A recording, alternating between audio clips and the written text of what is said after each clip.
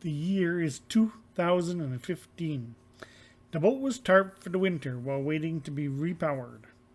I found a new 4.3 liter Seacore engine and a new Bravo 3 drive at Albany Power and Marine on Vancouver Island. It had been a demo in a training school, never in a boat supplying power. It was just what I was looking for. So it was purchased and shipped to my garage. A Bravo 3 stern drive has two propellers on the same shaft, spinning opposite directions to each other, eliminating wasted energy from propeller wash. A Seacore engine has antifreeze. The cooling system uses lake water. However, the lake water never touches the inside of the engine, reducing corrosion from acidic lakes or salt water.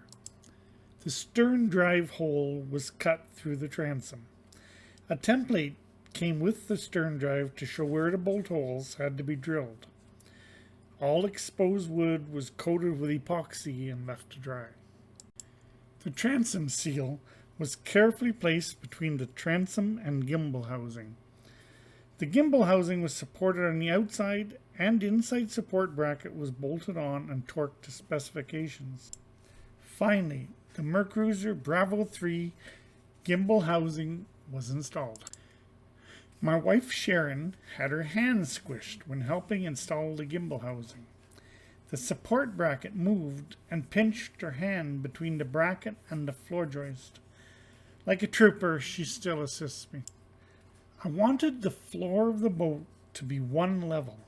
I did not want the floor to drop down in the cuddy area. I carefully cut the floor support down to the correct height with a plasma cutter. All the cut off pieces were carefully saved. I will be reusing the angle at the top of the cut off sections to create a new angle to fasten the floor to. I will use large stainless steel pop rivets to fasten the reused angles at the new floor height. I ripped plywood into strips to be used as furring strips for the floor. The strips were all given 2 coats of epoxy. Plywood was cut into pre-measured squares and given 2 coats of epoxy. The furring strips were fastened with stainless steel screws to the lowered floor joists. Another coat of epoxy was applied to seal the screw holes. Plywood was fastened with stainless steel screws to the furring strips. This made it easier to lay around the engine during mounting the engine. The engine was raised, the boat was positioned under it. There was quite a bit of raising and lowering of the engine while determining where motor mounts and cutouts for the hoses would go. I fabricated 2 aluminum brackets to hold a block of wood that would give me something to bolt the engine mounts to. I used marine plywood that was left over from the transom. The pieces were epoxied together as a block. The unit was pop riveted to the floor joists with 3/16-inch stainless steel rivets. Some silicone around the lower edge. Epoxy was then poured in around the block. It is now time to mount the engine in the boat. It will be tricky.